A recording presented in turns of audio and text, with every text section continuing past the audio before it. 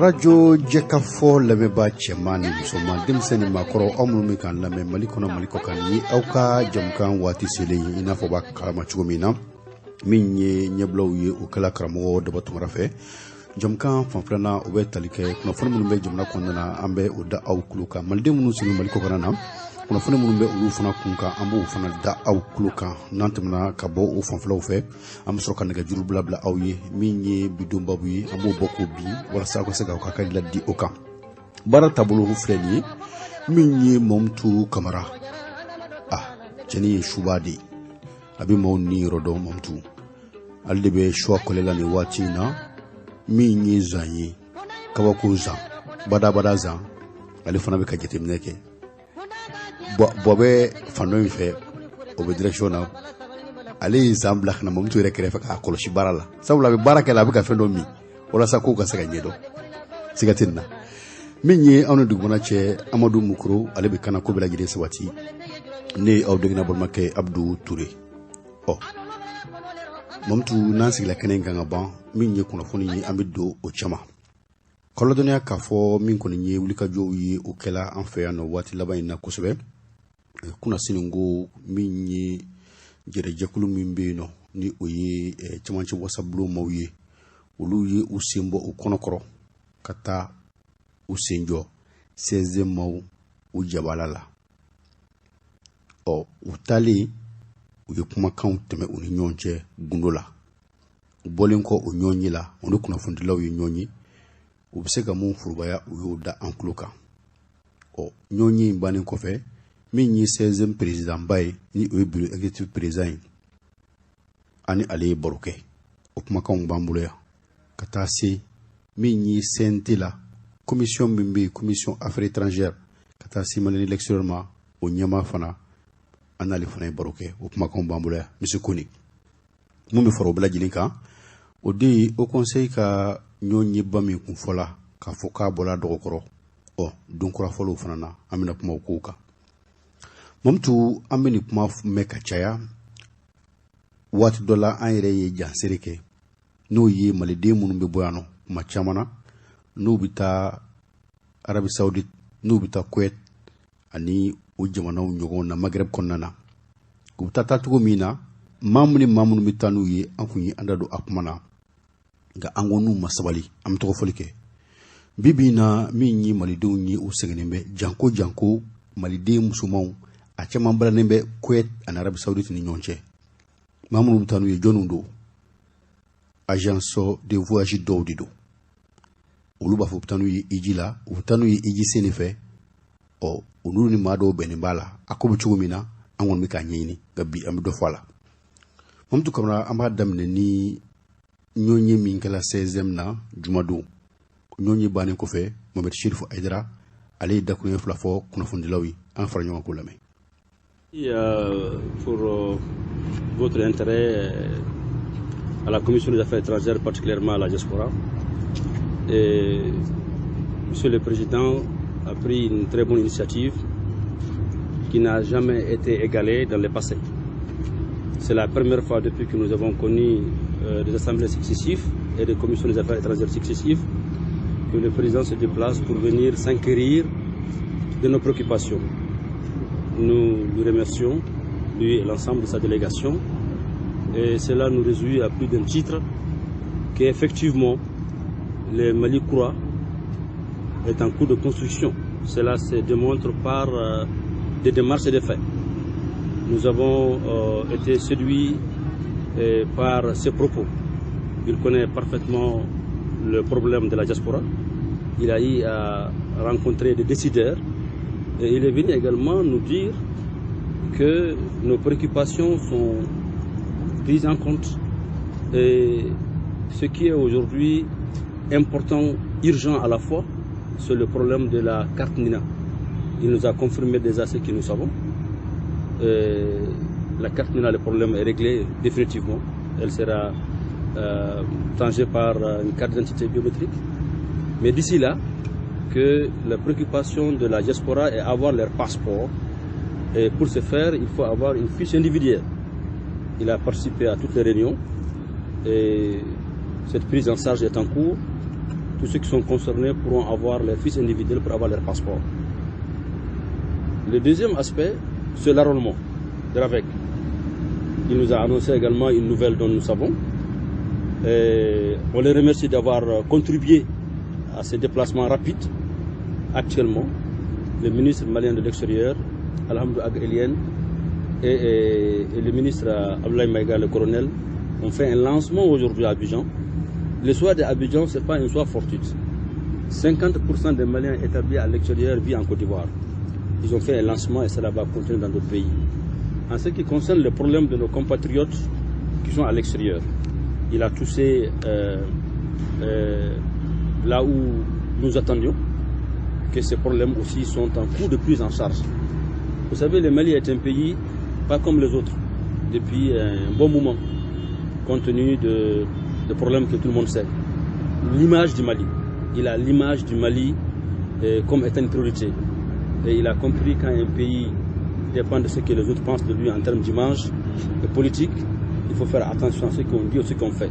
Et il est aujourd'hui le porteur de messages. Avant de venir nous voir, il a été voir des ambassadeurs, il connaît la cartographie, il a identifié les acteurs, il a demandé notre soutien à la diaspora, là où nous sommes, et nous ne manquerons pas, Inch'Allah, de le soutenir. Ce que nous les avons dit, nous soutenons la transition et nous ne sommes pas d'accord que cette transition prend fin avant que tous ces problèmes de la diaspora soient réglés. Et ça prend 1 an ou 2 ans ou 3 ans, peu importe dans la construction d'une nation. Parce qu'aujourd'hui, l'impulse, l'instruction, l'engagement que le colonel Assimi Goïta a donné, il suit son cours. Et nous n'allons pas accepter que ça soit interrompu pour des raisons ou pour d'autres, et même pour des raisons de calendrier. Et lui, il est le porte-parole, étant un législateur, chargé de la politique extérieure du Mali. Le meilleur messager est lui. Et nous sommes chacun de nous, de la diaspora, comme un de ses représentants pour passer des messages et dire à nos partenaires ce qu'il faut aujourd'hui, c'est une meilleure compréhension problématique. Mettons-nous d'accord pour un calendrier qui arrangera tous les Maliens afin de construire un Mali nouveau. Je vous remercie. Si vous avez des relances, je suis. Voilà, donc, Mamtou Kamara, Ambolaka Migné, 16e présent, Ambolaka Ali, la Messisan. Nous la jere ina fanya fochumina, Akukoni Sigla 5 ans. Migné, Commission Affaires étrangères. Animal l'extérieur mbe CNT la luka wulika jodu o pemli fe munu mina tugu ola o de président yere mimbe no ni obe commission kuna e dakune flami fo akosrati ko kan anga fara ngako lame. Je suis un président comblé par la richesse des débats. Je me suis rendu compte que les Maliens de l'extérieur,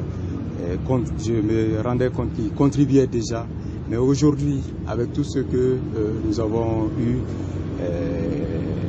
quand je suis arrivé, j'ai trouvé des Maliens de l'extérieur directement qui étaient là. Il y a des Maliens qui viennent de New York, de France et autres là. Donc directement, j'ai pris langue avec eux et j'ai pris en compte les différents problèmes auxquels ils sont confrontés, que ce soit le problème de carte Nina, et des problèmes de banque de l'investissement, parce que cette diaspora estimée à 6 millions d'habitants contribue dans l'économie malienne. Mais des fois, quand ils envoient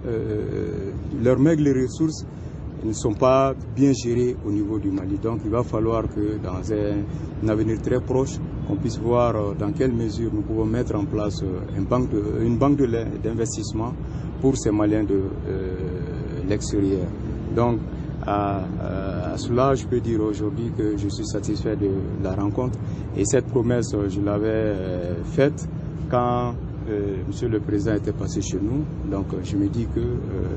il fallait que je revienne pour rendre la courtoisie. Mais avant de venir, comme il l'a si bien dit, j'ai passé par des représentations diplomatiques pour m'enquérir de la température de la diplomatie à l'extérieur et la diplomatie parlementaire qui vient bien sûr pour compléter cette diplomatie classique que nous connaissons afin de faire en sorte que cette transition soit la plus réussie possible pour permettre au Mali vraiment d'accéder au développement. Telle est la volonté qui nous anime en ce moment. Donc je me sens président comblé, satisfait de nos échanges et nous avons promis de multiplier ce genre de rencontres. Mon frère, je n'hésiterai pas à venir les tirer de son sommeil ici, puisque j'ai constaté qu'il a des locaux pour recevoir. Nous avons visité, nous avons trouvé qu'il y a des facilités d'accueil ici. Des fois, je viendrai le demander les conditions des Maliens de l'extérieur et voir également avec l'exécutif dans quelle mesure nous pouvons trouver des solutions aux différents problèmes qui se posent aux Maliens. Il l'a dit, la carte NINA constitue aujourd'hui la préoccupation fondamentale des Maliens de l'extérieur. Et petit à petit, des efforts sont en train d'être faits. Mais comme on le dit, quand on transpire sous la pluie, il est difficile de voir. Et aujourd'hui, il y a un lien qui est là, qui permet directement d'accéder, à partir de sa boîte mail, qui permet d'accéder à sa fiche individuelle. En ce qui concerne les autres rectifications, des réflexions sont en train d'être menées au niveau de l'exécutif entre le ministère de la Justice et celui de l'administration territoriale pour que rapidement les Maliens qui se trouvent dans cette situation inconfortable puissent y revenir dans de meilleures conditions possibles sans pour autant entacher la fiabilité de notre passeport qui constitue aujourd'hui un des documents les plus fiables. Et je le dis en connaissance de cause parce que ce matin j'ai visité Mali Solutions Numériques, là où on fabrique les passeports aussi. J'ai vu que à ce niveau-là, un travail maous est en train d'être fait et c'est le lieu pour moi de remercier ce partenariat privé-public qui se tisse et qui permet de faire de notre passeport l'un des documents les plus sécurisés possibles pour améliorer les conditions de vie des Maliens de façon générale. En fait, ce texte-là était dans les pipes, c'est ce que je disais tout à l'heure, que cette transition nous a vraiment permis d'avancer sur certains dossiers qui, en temps normal, étaient difficiles de faire avancer. Ce décret qui a été pris et qui fixe carrément les limites de la situation des Maliens de l'extérieur était un point d'honneur pour le ministre chargé de l'intégration pour que tout le monde puisse parler le même langage, qu'on puisse savoir qui est Malien de l'extérieur, qui ne l'est pas et dans quelles conditions pour pouvoir bénéficier des avantages alloués bien sûr à ces Maliens de l'extérieur parce que certaines associations, certaines fêtières ont le statut d'association d'utilité publique et à ce titre bénéficient des fonds de l'État. Donc dans ces conditions, on ne pouvait pas laisser le secteur comme tel, il fallait légiférer en la matière et c'est ce qui fut être fait avec le décret en question. Avec le décret en question. Donc, Abola 606 ka mini Abouakara Sidik Kone, ale mimbe no ni ale commission affaires étrangères, Maliens de l'extérieur et de l'intégration africaine au Niamey, Conseil national de transition à CNT. Donc, comment on fola,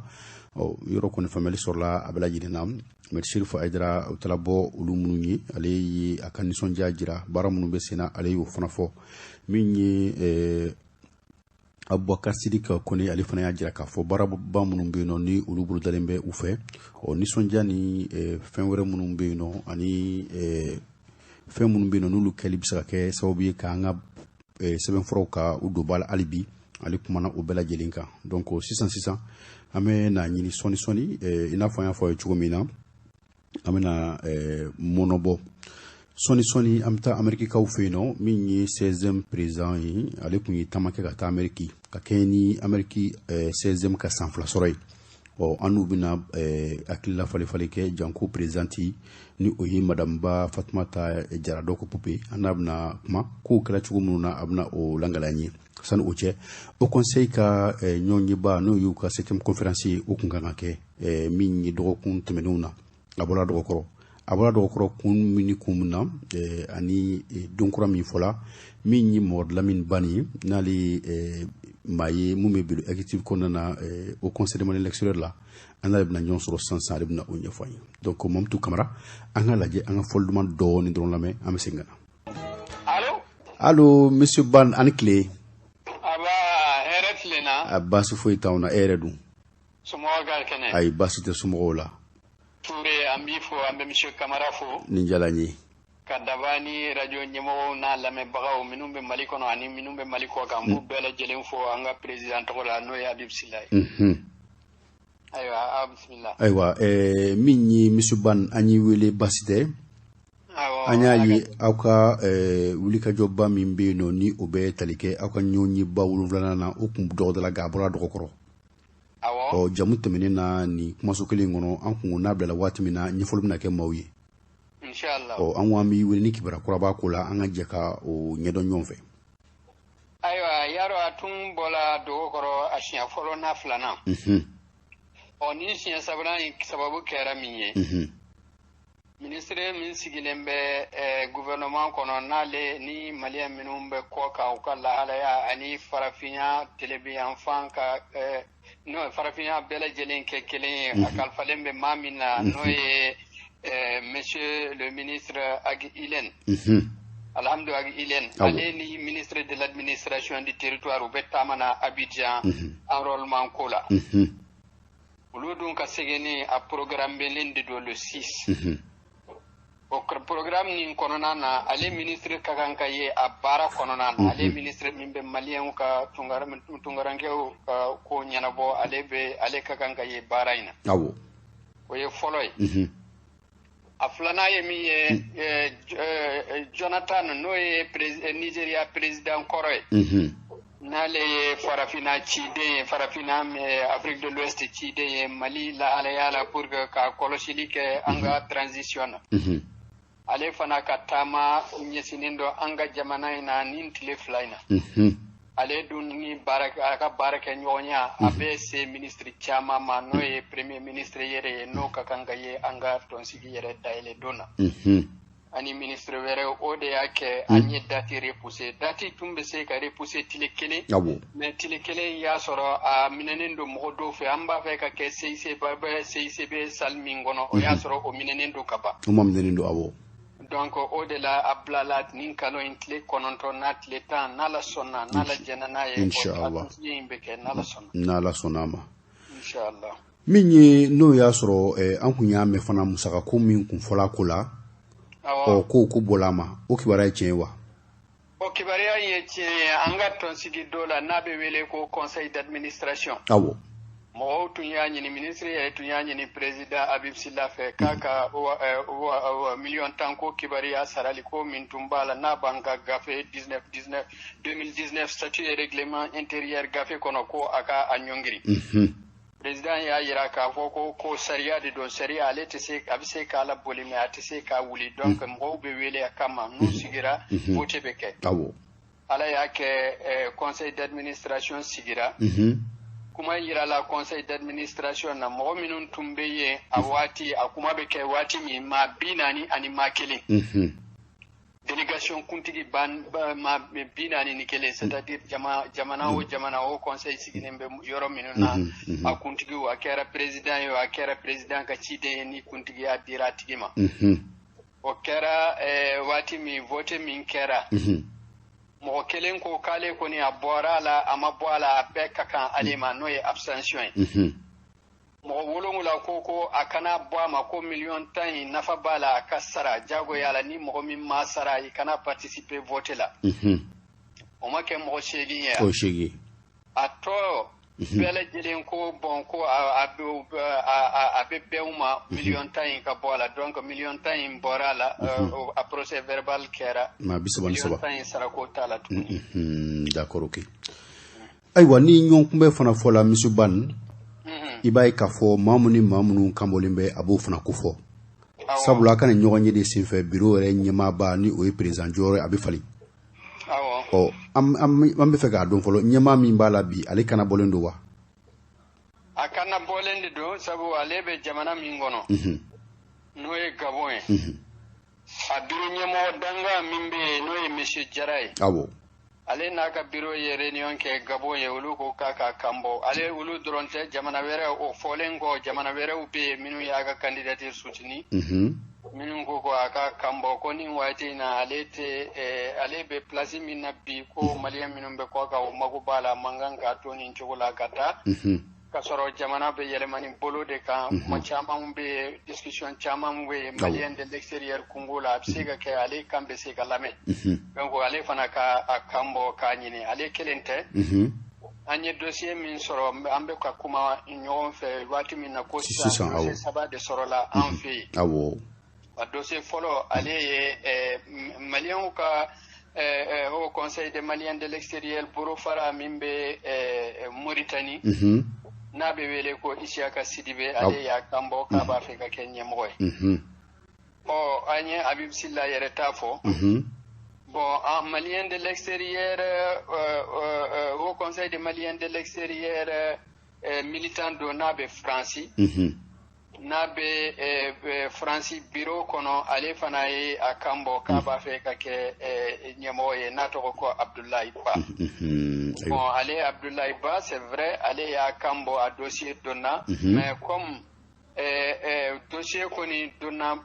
pour le moment a bɛ examiner sabu a dossier ma bɔ officiellement bureau fanfɛla la c'est-à-dire a ka président ma bila délégué tɔgɔ la c'est-à-dire pour que ka voter ka kɛ votant il faut que i ka kɛ délégué ye bon ale tɔgɔ tɛ délégué la mais a y'a ka candidature la don o bɛɛ candidature kɔni bɛ enregistré commission minnu bɛ yen minnu ka kan ka candidature examiner u b'a bɛɛ lajɛlen examiner ni candidature min bɛ an ka sariyaw respecté o candidature bɛ valider n'a validera délégué minnu bɛ na olu de bɛ voter c'est-à-dire au conseil des maliens de l'extérieur sariya de b'a kɔnɔ sariya min b'a kɔnɔ jamana bi wolonwula ni wolonwula jamana minnu mana représenter réunion na a kelen kelen bɛɛ ka jamana bɛɛ ye voix kelen de Côte d'Ivoire ka bon cogo min na ale ka voix ani Suisse ka voix bɛɛ kelen jamana kelen kelen bɛɛ mɔgɔ kelen de bɛ voter bɛɛ lajɛlen tɛ voter ɲɔgɔn fɛ voilà donc ni voter kɛra ni mɔgɔ min ye voix min sɔrɔ a bɛ comptabiliser ni min ye caman sɔrɔ ka tɛmɛ min kan o tigi bɛ se ka passer président ya la an b'o lahalaya de la donc an bɛ tɔnsigi yɛrɛ de makɔnɔna parce que n ye tɔnsigi min fɔ n'a bɛ wele ko conseil d'administration a don bɛɛ lajɛlen na ɲininkali kɛ la jama bɛɛ lajɛlen ma pour que ka kow nɔgɔya pour que ka ɲɔgɔn sama dɔgɔya tɔn kɔnɔ ko bɛɛ lajɛlen k'i présenter minnu b'a voter n'o ye déléguéw ye olu bɛ voter ni ye mɔgɔ min ta n'a kɛra mɔgɔ min garijɛgɛ ye bɛɛ lajɛlen b'o dɛmɛ bon o bɛ se ka au conseil des maliens de l'extérieur ka ko ta comment dirais-je bolo fila la cogo min na voilà ka la tɛmɛ d'accord ok monsieur Ban an b'i fo an bɛ dugawu kɛ ala ka a don ye se an kɛnɛ ɲɛna amina ala ka sigi ala k'o kɛ an ɲɛna ko ye k'u sigi hɛrɛ la k'u wuli hɛrɛ la amina an b'i fo an bɛ maliyɛn minnu bɛ kɔ kan ani minnu bɛ Mali kɔnɔna na an b'u bɛɛ lajɛlen fo n bɛ wele min kɛ dɔrɔn nin ye voté de a bɛ tɛmɛ an de bɛ ɲɔgɔn dɛmɛ maliyɛn minnu bɛ kɔ kan o bɛɛ lajɛlen ka kungo la n'i y'a ye mɔgɔ b'a fɔ ko n bɛ n kan bɔ ka maliyɛnw ka kɛ maliyɛnw ka ɲɛmɔgɔ ye laɲini wɛrɛ t'a la pour que ka maliyɛnw dɛmɛ parce que sara t'a la o président fɛn fɛn min bɛ conseil de base kunna sara foyi t'u ye u b'a k'u ka nafolo la an'u ka mɔgɔ minnu b'u dɛmɛ ani minnu bɛ cɛsiri maliyɛnw ka ko la ka sɔrɔ président yɛrɛ tɛ ka sɔrɔ hali u tɛ bureau kɔnɔ minnu b'a kɛ bɛɛ lajɛlen b'a kɛ la ala kama ani faso kama donc ɲɔgɔn guruja ani ɲɔgɔn dɔgɔya o man kan ka yala an ka kɛ ni hakili ye c'est vrai que ni vote nana démocratie de don a ma fɔ ko jagoya la bɛɛ ka tugu mɔgɔ kelen nɔfɛ an to tile la bɛɛ b'i kan bɔ ni bɛɛ y'i kan bɔ bon minnu bɛ sugandili kɛ olu bɛ sugandili kɛ bon n'a bɛnna ni mɔgɔ min ka garijɛgɛ ye alhamdulillah an b'o sutini an ma bɛn min ka garijɛgɛ ye fana i ka fugariya tɛ i ka fɛn wɛrɛ tɛ i ka ŋaniya de yira voilà ne kɔrɔfɔ min tun bɛ ne bolo ka fara kan o ye nin de hakɛto b'a la sali ala muhammad salim min yi mor Lamine Bani an b'i fo an bɛ dugawu don kɛ ala k'a don an garijɛgɛ la merci bien merci monsieur Touré merci Mamadou Camara ne tun ye Mamadou Lamine Bani ye min ye au conseil des maliens de l'extérieur au bureau exécutif ale ye o maa ye dɔgɔkun tɛmɛnen an ye baro kɛ min ye u y'a a da bɛɛ lajɛlen kulo kan k'a fɔ u ka lajɛ ba wolonwulanan bilalen bɛ kalo in tile 9 ni a tile 10 na a bɛ kɛ CICB la o kibaruya fana o faamuna sisan min ye Mamutu Kamara an bɛ munumunu salo kɛ an bɛ taa Ameriki dɛnɛn na min ye Madamu Ba ye an b'a lajɛ k'ale fana wele Mamutu sana ni Madamu Ba Fatumata Jara Pupe ka ɲɔgɔn sɔrɔ ka bɔ Ameriki dɛnɛn na min ye an bɛna an ka hakilila di ko minnu bɛ sen na janko an balimakɛw a n'an balimamuso minnu bɛ yen n'u bɛ bɔ Mali la n'u bɛ taa u yɛrɛ sɔrɔ jan kɔnɔ n'a bɛ i n'a fɔ bɛnbɛnlikɛlaw kama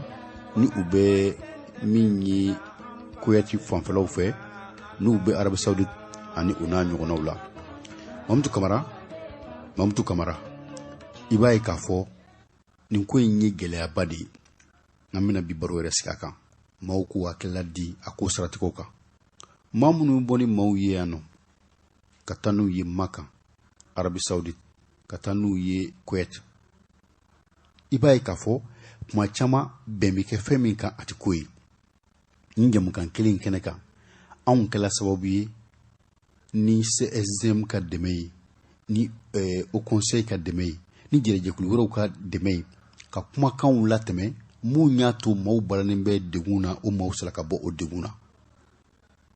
donc hali an bɛ waati min na i n'a fɔ sisan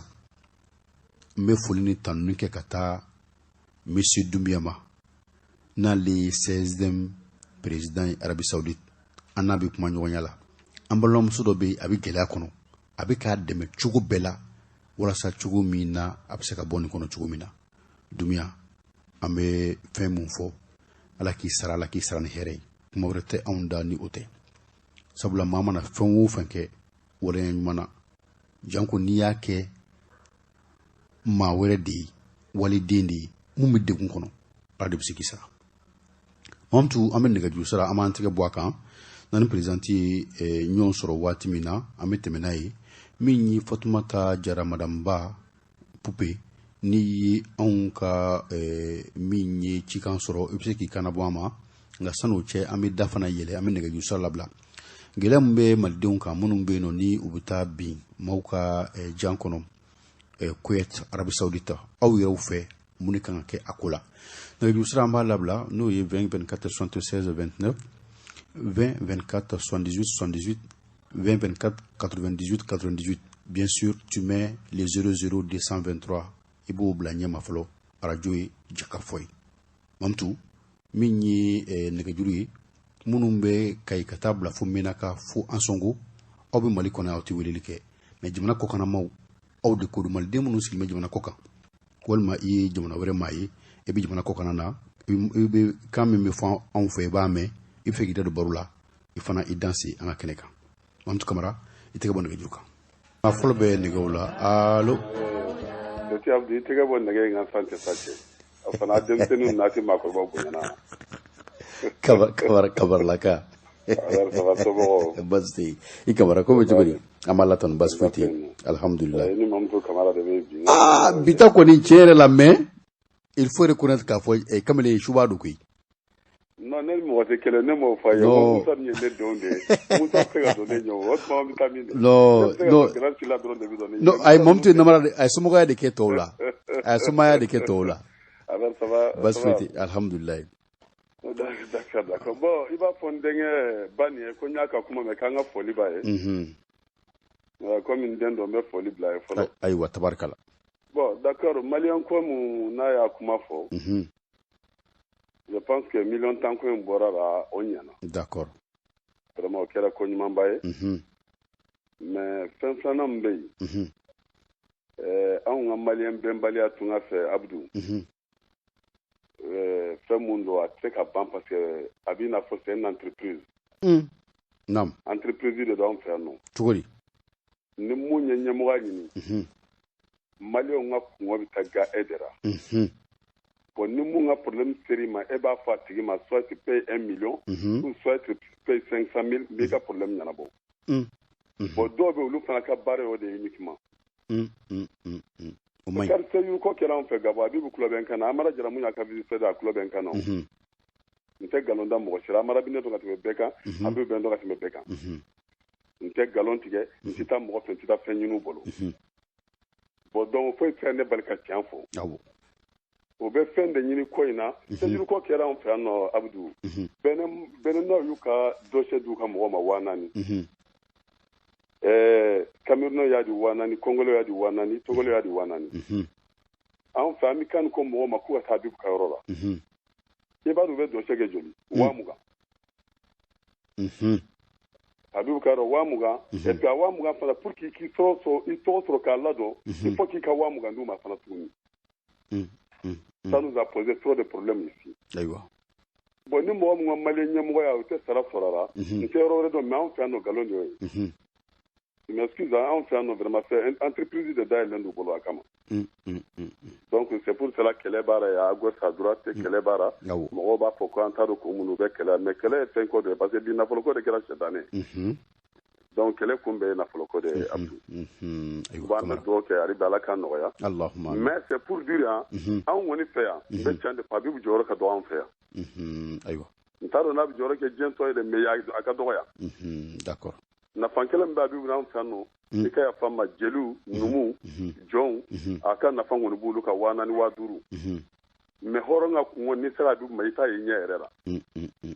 parce que n'i sera Habibu ka bɛrɛ i b'a sɔrɔ Frank bɛ yen nɔ. N'i taara Frank sɔrɔ n'i ma Frank sɔrɔ i bɛ kɛnɛ min sɔrɔ u b'a fɔ k'i tɛ dɔn ne u ma deli ka ne bali ka dɔn parce que u b'a dɔn ne bɛ taa ne mako foyi tɛ jɔ Habibu la ne mako tɛ mais u bɛ sira bila ne bɛ se cogo min na n bɛ n dɔn n bɛ bɔ cogo min ka di ye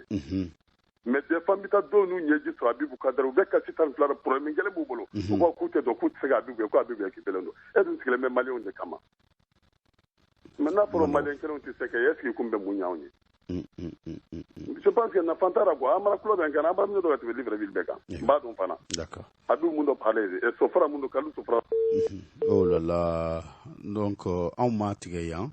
min ye nɛgɛjuru ye a kelikula Kamara yɛrɛ de fan fɛ nɔ Gabon Libreville donc Kamara an b'i fo dantɛ foli min na an bɛ taa ni nɛgɛjuru ye hali bi minnu bɔra k'an ta sisan an ma fili aw bɛ arajo Jɛkafɔ de kan ka bɔ Kurufina min ye Kurufina juma misiri an dabɔlen bɛ ka bila u la pavé goudron ni o da yɛrɛ la ten Kurufina nord de don Kurufina kayanka yan fan Mamutu Kamara maa bɛ nɛgɛw la wa allo ale ka nɛgɛjuru fosi la nɛgɛjuru sira bɛ aw ka bila la maliden minnu sigilen Mali kɔkan na min ye bi kɛrɛnkɛrɛnnenya la ni gɛlɛya wɛrɛw b'aw kan aw bɛ se k'u fɔ nka an bɛ baro kɛ fɛn min kan kosɛbɛ o de ye min ye maliden minnu bɛ yen nɔ n'u bɛ Kuwait n'u bɛ Arabi Saoudite gɛlɛya min bɛ u kan a dɔw caman bɛ yen nɔ u bɛ bɔ ni bɛnkan min ye yan nɔ minnu b'u bila ka taa a tɛ ko ye ɔ gɛlɛyaba wɛrɛ bɛ tila ka t'u sɔrɔ tuguni walasa an bɛ se ka jɛ ka fara ɲɔgɔn kan ka fura ɲini o ko la an bɛ ka baro ko de kan Mamutu Kamara bɛ nɛgɛ la allo allo Abdou allo oui Moussa aïe ça c'est grand si là oui Mister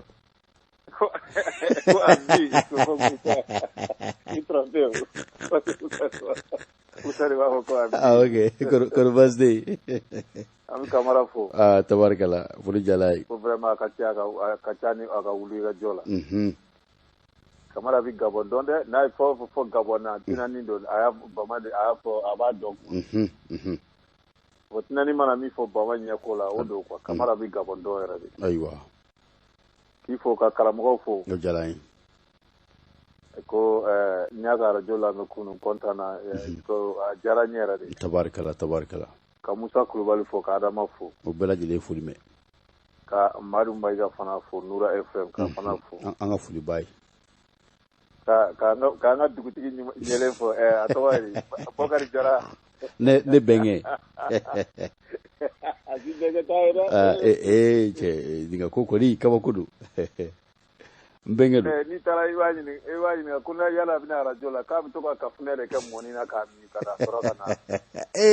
ayiwa n b'a ɲininka inchallah i bɛ kafunɛ dɔn i y'a dɔn kafunɛ o i b'a dɔn fɛn tɛ man kɔni tɛ i k'a ɲininka i ka ɲininka dɔrɔn ayiwa bisimila ok kɔni baasi t'aw la ayi baasi foyi t'an bala tɔn ça c'est bien nba an bɛ foli kɛ an bɛ bɛɛ fo bɛɛ ye foli laminɛ Abudu ko in ka nɔgɔn quoi i bɔra ka kuma fɔlɔ min fɔ nin ye procureur b'i balo la o a y'u ka dossier ta dɔrɔn a ka t'u di procureur ma k'u wele k'u ɲininka munna u taara ni malidenw ye ka t'u bila ɲani na kɔfɛ surtout musow u bɛ layidu min ta u ye u t'a dafa donc c'est le moment hein il faut fɛn o fɛn ye min kɛ sisan a b'i rattraper hein siga t'a la donc a kana sigi k'aw bolo da aw sen ka tiɲɛnikɛlaw bɛ dugu kɔnɔ u bɛ ka continuer ka balo tuguni a haramu la non problème ye min ye dɔrɔn a ye to n'a sɔrɔ dalu b'aw bolo ni dalu t'aw bolo a ye taa di procureur ma procureur fana b'a ka enquête mener ka se k'u ɲangi cogo min na pour que ninnu kana sen kana ye hiji ko la jamais de la vie ne yɛrɛ hiji yɛrɛ privé la taga nin yɛrɛ kan ka dabila parce que a kɛra commercial de gouvernement b'a fɔ k'u tɛ s'a bɛɛ kɔrɔ donc d'une part gouvernement ko k'a tɛ s'a bɛɛ kɔrɔ sisan o donc u ka minnu bɛ taa k'ulu ye hijidenw ye u kana di mɔgɔ u k'a lajɛ saoudiens yɛrɛ ye mɔgɔ minnu sollicité k'ulu bɛ se u ko mɔgɔ kelen ɲini dɔrɔn ka d'u ma quota minnu bɛ tɔw bɛ client min sɔrɔ i bɛ n'a di ninnu ma o fana b'i ka pourcentage di ma o y'a bannen u ye saoudiens dalen bɛ compagnie kelen min na u k'o kelen ta ka fara gouvernement kan olu ka baara tɔ bɛɛ kɛ parce que ni fɛn kɛra wari ɲini yɔrɔ ye dɔrɔn o y'a tiɲɛnen dɛ an tulo bɛ nouvelle la bɔ an t'a dɔn ni tiɲɛ don ni nkalon don mais an bɛ ala deli an ka hɛrɛ bɛ min na ala k'o latigɛ Allahumma amin an kɛrɛfɛ dugu la an tulo bɛ nouvelle la ye mais an tɛ se ka kɛ teliya k'a fɔ mais an ka hɛrɛ bɛ min na Mali ka hɛrɛ bɛ min na ani sous-région ka hɛrɛ bɛ min na ala k'o latigɛ ala m'o kɛla n'o tɛmɛna ka bɔ yen an bɛ cikan dɔ fɔ polisiw ye yanni dugu ka jɛ ko polisi ɲɛmaa ka taa yɛrɛ di fanga ma a ka bonya n'a ka kunkɔrɔta b'o de la e ka bɔ ko polisiw ka taa mugu ci kɛ e sariya mɔgɔ min yɛrɛ bɛ sariya yɛrɛ ka baara kama sariya jɔ bere y'ale min yɛrɛ ye n'ale y'a yɛrɛ kari o man ɲi dɛ k'a ka sabali a k'a kɛ ala n'a kira n'a bɔkolo kama a ka segin ka taa a yɛrɛ di sinon ne garanti la tout le temps ne b'a considérer comme un fugitif maa min ye kaso da kari ka boli ne b'a jateminɛ o de ye ni Abdul Nyangi journaliste mɔgɔ min fanga t'a la a t'a kɔ a t'a ɲɛ u ka sabali ka taa don kaso la ale min yɛrɛ bɛ k'an lakana n'ale sira na an b'a kɛ cogo di ayiwa ɲininkali gɛlɛn a man ka sira et puis n bɛna min fɔ Kamara ye ne kɔni ni bi alhamdu ye n'i y'a ye i b'a fɔ ne garanti la ko pour le moment u ka Gabon suspendre ka bɔ ko conseil ko bɛɛ la fɔlɔ jusqu'à ce que kow ɲɛ ka sɔrɔ ayiwa parce que Kamara filɛ ka min fɔ nin ye k'a fɔ ko mɔgɔw ɲɛji de bɛ taa jɔ bureau da la i f'i ka 20,000 sara pour que ka Habibu i ɲɛ na Habibu dun tɛ ala ye ala kɛra tɛ f'a bɛ yen mɔgɔ dɔw de la hɔrɔma la ka tila k'o kɛ k'o yeli bɛ taa kɛ ko wɛrɛ ye tuguni non Abudu nin ko nin kan ka ta seere de la k'a fɔ malien de l'extérieur ye ministre ye k'a fɔ Serif ye Mohamed Serif ye n ka foli b'a ye a yɛrɛ nana ye an ma se ka ɲɔgɔn ye mais an ye ɲɔgɔn sɔrɔ b'u deli de ala n'a kira kama u ka Gabon yɛrɛ de suspend pour le moment jusqu'à ce que Gabon ko ɲɛ bɛ se ka sɔrɔ cogo min na mais pour le moment Kamara filɛ ka min fɔ ne ye ni bɛ Habibu suspend kun bɔ quoi Habibu ka suspend ka bɔ baara la ayiwa pour que ka bɔ kuma la n b'a ɲini Haut Conseil mɔgɔw fɛ u ka sabali u ka Habibu nɔfɛ jeliya dabila u kana don radio la ka naganagakanw fɔ k'a fɔ ko Habibu y'a kɛ tan dɛ nin kɛra tan nin kɛra non les enfants ont besoin de carte nina mɔgɔw ka baaraw bɛ ka tiɲɛ yɔrɔ o de priorité kana Habibu jamu k'a tanu k'a fɔ a ye nin kɛ a ye nin kɛ a ye nin kɛ non o t'an ka problème ye an ka problème ye carte nina de pour le moment d'accord ok an b'o ɲini jama fɛ waati a janyana dɔɔni vraiment n bɛ Musa Sall fo n bɛ Haruna Kulubali fo ka Tijani Mariko fo d'accord ok ka Tijani Nyangi fo ka an ka Dambelekɛ fo yan a tɔgɔ ye di monsieur Dambele New York ya k'a fana fo ou bien Kulubali don m'a dɔn ayiwa donc ka bɛɛ fo tabarikala merci beaucoup a diyara n ye merci beaucoup min ye nin tun ye Grand Sileye ka bɔ New York n'o tɛmɛna ka bɔ yen nɔ hali bi nɛgɛjuru sira bɛ aw ka bila la nɛgɛjuru tɛ dɔwɛrɛ ye o ye 20 24 76 29 20 24 78 78 20 24 98 98 i bɛ 00223 bila ɲɛma mam tuma bɛ wa allo allo allo ani tile ani bara amba somɔgɔw ka kɛnɛ jɔn don Prosite alhamdulillah Bakar Konate Guinée Équatoriale Bakar Konate waaw Bakar aw bɛ te kan oui wala an bɛ te kan aywa an bɛ te kan wala tabarakala bi ye dimanche o oui bi bɛ dimanche an bɛ gɛrɛ na wa tabarakala yɔrɔ maliyɛn mana taa diɲɛ yɔrɔ o yɔrɔ gɛrɛnko in kɔni a b'o kɛ dɛ gɛrɛn bɛ diɲɛ fan bɛɛ fana dɛ ayiwa tabarakala an ka gɛrɛnw de tɛ kelen ye jatigiw ka gɛrɛ o bɛ bari kɔnɔlaw de bɛ sigi bariw la ka taa gɛrɛn dɔ ɲɛ ka solo min voilà bon an fana ka gɛrɛ an bɛ taa sigi an ka soda la ka te daga sigi ayiwa tabarakala Konate inchallah amba an bɛ babu mun kan bon ne ta bɛ babu mun ye ne b'a fɛ ka ci de f'i ye do ci de dɔn da k'a ka cɛkɔrɔba minalen don Mozambique k'a bɛ ɲini ka san 2 bɔ bi cɛkɔrɔba ni yɛrɛ si bɛ a ka si bɛ ɲini san 60 ni san 2 ye voilà donc an kɔni b'a fɛ n'i bɛ se k'a lase Serifu Kema donc n'a bɛ se ka cogo sɔrɔ a la ko a minɛna papier ko problème de la bon papier ko problème ni vraiment ko gɛlɛyara dɔɔni quoi i k'a dɔn centrale ninnu bɛ o côté ninnu a compliqué len don quoi ko compliqué len de don voilà ko n'i ye papier ta olu ka yɔrɔ ninnu na bon ni papier date ban ne kan ka papier ou bien n'a sɔrɔ fana n'i ka émission banna ni ne bɛ se k'i wele k'i ka numéro ta n bɛ n'a denkɛ ni passé ɲɔgɔn na ale bɛ Afrique Sud quoi parce que ale de bɛ to ka message bila ne ma ne n'ale ye ɲɔgɔn na sɔrɔ Moribo Sila sababu la radio Kudusu Kayi allo oui président an bɛna kuma i fɛ sisan d'accord problème t'a la mais ni émission banna dɔrɔn bɛ n wele fixe kan n bɛ n ka numéro di n'Ala sɔnna ma d'accord inchallah ok ko n bɛ radio Jɛka fɔ maa bɛɛ lajɛlen bɛɛ lajɛlen i ka foli lamɛn merci beaucoup merci bien k'aw la yɛrɛ d'a ma ami Mamtu Kamara an bɛ taa Amérique dɛnɛ na min ye présidente ye ni o ye 16e ɲɛmaaba ye ni o ye madame Ba Fatumata Jara dɔw ko Pupe ale b'an bolo nɛgɛjuru la madame Ba ani tile somɔgɔw ka kɛnɛ ayi baasi t'anw na yan nɔ e yɛrɛ dun ayi baasi t'i cɛ la bi kɔni a ko a bɛ sɛgɛnlabɔ kɛ dɔɔni ko kalanden yɛrɛ ka na ko jateminɛ ayiwa a bɛ dɔgɔkun 2 bɔɲɔgɔnko bɔ aw ye wulikajɔba kɛ min ye aw ka 16e bureau an b'a fɔ min ma ko bureau fédéral o ye san 2 sɔrɔ a kɔni a kɛla kunbɛba ye min y'aw ka président ba ye n'o ye bureau exécutif président ye Mohamed Chérif Aïdara ale yɛrɛ bɔla Mali la ka taa a ko siratigɛw la a ko labɛnna cogo di a kɛla cogo di an bɛ fɛ an ka ɲɛfɔli kɛ malidenw ye Mali kɔnɔ ani Mali kɔ kan Abdou an ka foli b'aw ye an ka foli bɛ tunkarankew bɛɛ ye ka bɛɛ fo i sigiyɔrɔ la ni ka waati la an ka lajɛ kun kɛra an ka 2e anniversaire ye n'o tun ye an ka bureau fédéral ka anniversaire 2nan ye san 2 ɲɛnajɛ ye vraiment a kɛra succès an bolo an ɲini bɛ conférence kɛ New York yan nɔ donc après an ye démarches kɛ dɔɔni an sera Philadelphie an n'olu ka mairie mɔgɔw ye baaraw kɛ dɔw boloda après ni Washington kɛ ka an ka lasigiden minnu bɛ yen nɔ an'an yɛrɛ ka diaspora membre minnu bɛ yen an ye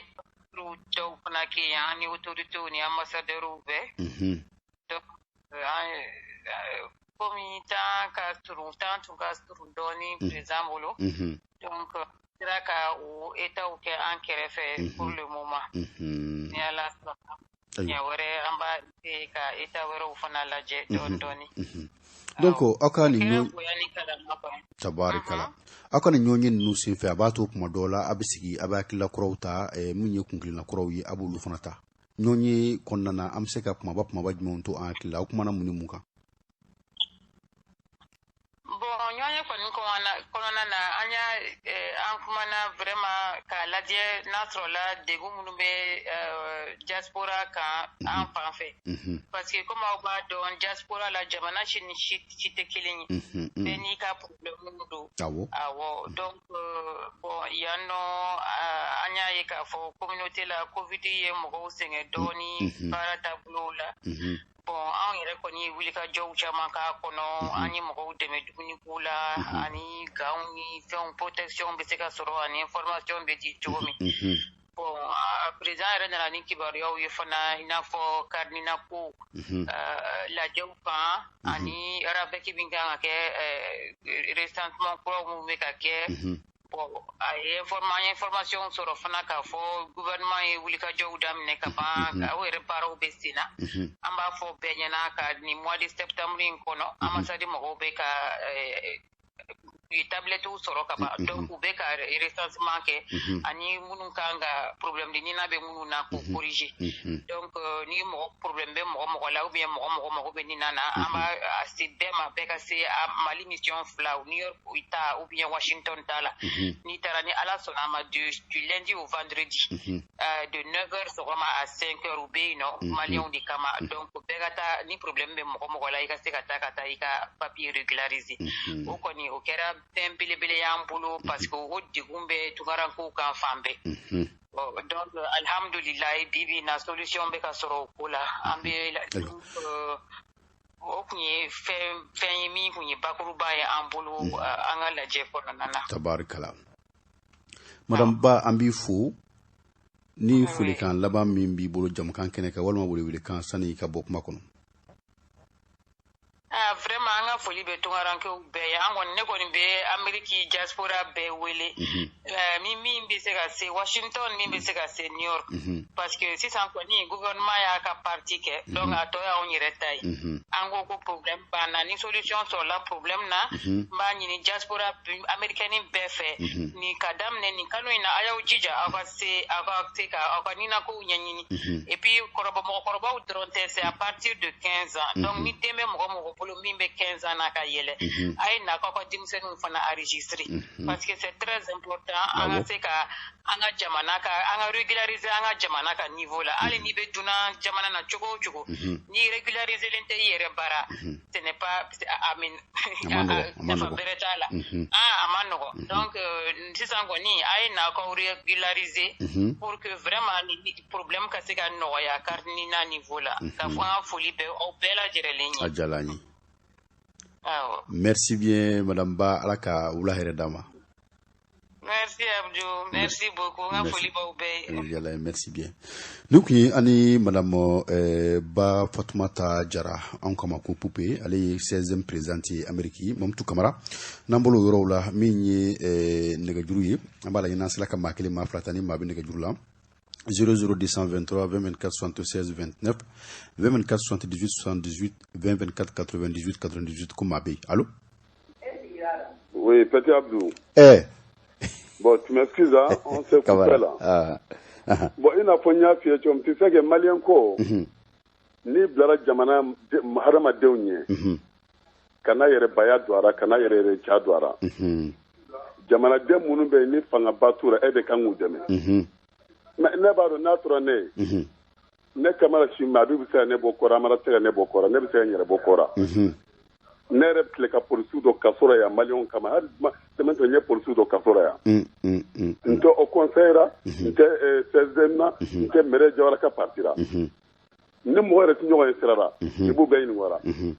mais ni maliyɛnw dɛsɛra fɛn fɛn na u bɛna n ma yan n b'a kɛ n bɛ tile ka polisiw dɔ kaso la yan mɔgɔw nɔfɛ hali waati tɛmɛnen polisiw ye maliyɛn dɔ bɔ ka 5 heures n y'o dɔ kaso la fo n ka so ka na miliyɔn 1 di ma ko n ka sabali k'a ko dabila n y'a di Petit ma bon an bɛ maliyɛnw dɛmɛ de mais bɛɛ kana kɛ k'i b'a kɛ yɛrɛnca n'i ma mun kɛ u kana média kɛ k'i lase quoi ayiwa